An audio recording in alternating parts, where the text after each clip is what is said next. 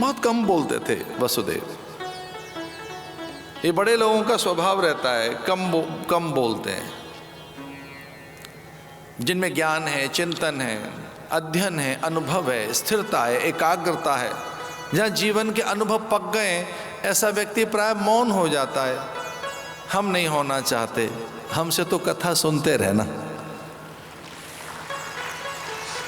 मन तो हमारा भी करता है, बहुत हो गया। अब वृद्धावस्था में भजन करें, ध्यान करें, स्मरण करें, एकांत में जाएं। अब प्रौढ़ता तो हमारी चली गई, अब तो वृद्धावस्था है, तो हमारा भी तो मन करता है गिरिकंदराओं में, उपत्यकाओं में, झील, सरोवर, जलाशय के निकट जाएं। लेकिन शास्त्र विचार का अभ्यास है, देव आज्ञा है और गुरु का आदेश है कि आपको व्यास गादी दी गई है, आचार्य पद पर स्थापित किया गया है। आपके लिए मौन शोभा नहीं देगा, बोलते रहना।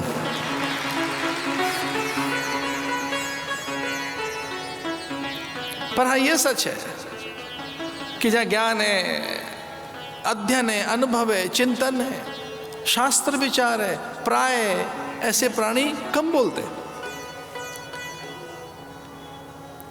मौन तो बड़ा साधन है, पर भैया बोलना भी तो कला है। मौन बड़ा साधन है, पर मौन को इतना बड़ा साधन नहीं बताया। मौन तो कोई भी हो सकता है, चुप तो कभी भी लगा सकते हो, पर अगर बोल रहे हो तो ढंग से बोलो।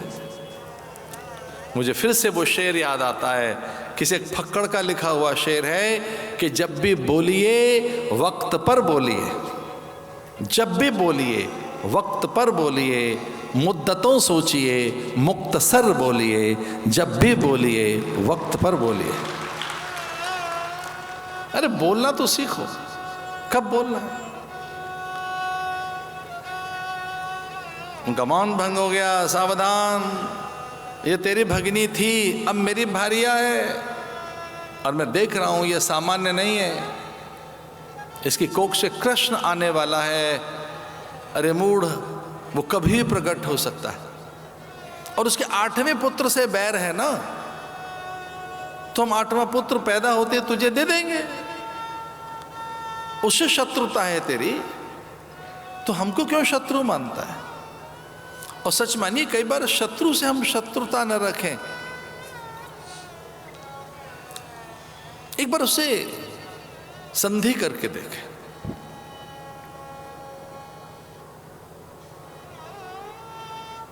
ग्लानि न रखें, हेता न रखें, घृणा न रखें। तो वसुदेव ने बहुत निश्चल मन से कहा कि तू जिस ढंग से हमको शत्रु मानता है, हम नहीं मान रहे तुझे।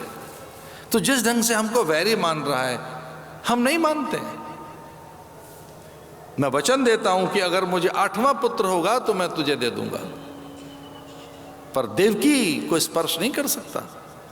भयभीत हो गया था, कारागृह में डाल दिया पति पत्नी को, और पहला पुत्र हुआ। समाचार महलों में पहुंचे, राजा तक, कंस तक कि पुत्र हो गया है।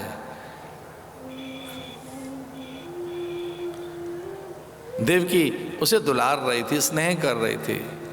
आंचल गीला हो गया देवकी का पहला पुत्र देखकर। वो नन्हे से बालक की हथेली पर चुम्बनों की बौछार करने लगी, माथे को चूम रही थी। पहली बार मातृत्व तो साकार हुआ, और इसमें स्त्री की सिद्धि भी है, पूर्णता भी है।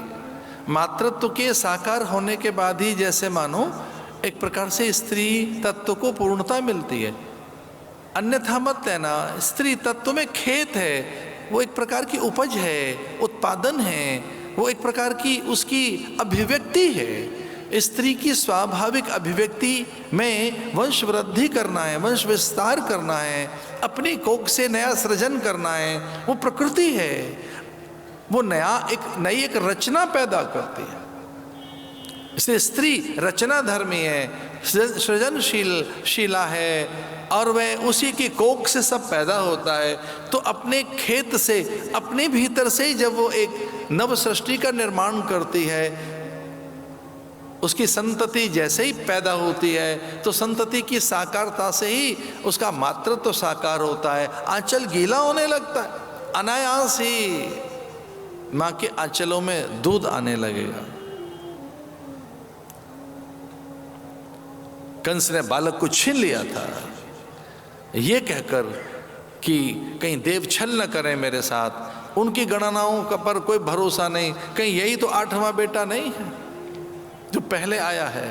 तो देव गणनाओं का हम पर मैं विश्वास नहीं करता, क्योंकि नारद जी ने एक बार गणना कराई 8 की, ये अंगुष्ठ उन्होंने अंदर छुपा लिया और कहने लगे ये कितनी उंगलियां हैं। अंगूठे को छुपाकर जब नारद ने पूछा था अरे कंस ये कितनी उंगलियां हैं, तो उसने कहा ये 8 हैं। तो नारद ने कहा फिर इनको गिनकर बता, अगर तू बाएं हाथ से गिनेगा तो ये पहले आएगी, 1 उंगली 1 2 3 4, और तू दाएं हाथ से गिनेगा तो ये तर्जनी पहले आएगी, और बाएं से गिनेगा तो तर्जनी बाद में आएगी, दाएं से गिनेगा तो ये बाईं तर्जनी बाद में आएगी, पहले आएगी बाद में आएगी। कहना कठिन है, कहाँ से गणना करेगा? इन उंगलियों को गिनना है तो कहाँ से गिने? अगर यहाँ से गिनेगा तो ये 1 बनती है, यहाँ से गिनेगा तो ये 1 बनती है, इस उंगली को कहाँ से गिनेगा? बस उसका मति भ्रम हो गया और देवकी के पुत्र को छीनकर उसने कारागृह की दीवारों पर फेंका। कुछ पल में ही बालक के चिथड़े चिथड़े हो गए, चीत्कार करने लगी माँ देवकी, चीख कर मूर्छित हो गई। कुछ देर के बाद जब देवकी वसुदेव को सुध आई तो विद्रूपी दृश्य देखकर भयभीत थी माँ। अंतड़ियां चिपकी हुई हैं वस्त्रों पर, जिह्वा, नेत्र, कपोल, केश, रक्तकण, नन्हा सा बालक, एक साथ ही उसका शव बिखर गया, उसकी नन्ही नन्ही उंगलियां चिपक गईं अपने अंगों से, छुड़ाने लगी अपने ही नवजात शिशु के अंगों को। नवजात शिशु के शव के टुकड़े टुकड़े वे उस बालक के चिथड़े से हो गए। चीख चीख कर उस रक्त को बीन बटोर कर एक पात्र में रख दिया और कारागृह के प्रहरी से कहने लगी, अरे अंगरक्षक, अरे प्रहरी, इसे यमुना में बहा देना, ये मेरे प्राण हैं। बहुत देर तक सिसकते रहे वसुदेव और देवकी।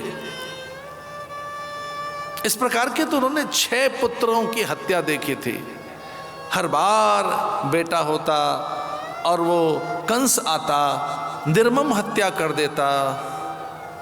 7वां बालक आया लेकिन वो प्रकट नहीं हुआ। देव योजना के अंतर्गत वो अंश रोहिणी के गर्भ में स्थापित कर दिए गए। तब तक तो देवगणों का और इस तरह से ऋषिगणों का वह आवागमन हो गया था योजना बनाकर। वसुदेव की 5 पत्नियां थीं, सबसे बड़ी पत्नी का नाम रोहिणी, और वो रोहिणी नंद भवन में अपने प्राणों की रक्षा कर रही थी। 7वें बालक के अंश वहां स्थापित कर दिए गए थे। ये 7वां कोई और नहीं, त्रेता का लक्ष्मण ही था, जिसने ये कामना प्रकट की राम के सामने कि भैया इस बार तो मैं छोटा हूँ और आप बड़े बनकर आए, अगली बार जब आप जन्म लेंगे तो मैं पहले आऊँगा सेवा करने के लिए, आप बाद में आना। मैं बड़ा नहीं कहलाऊँगा, रहूँगा मैं छोटा ही।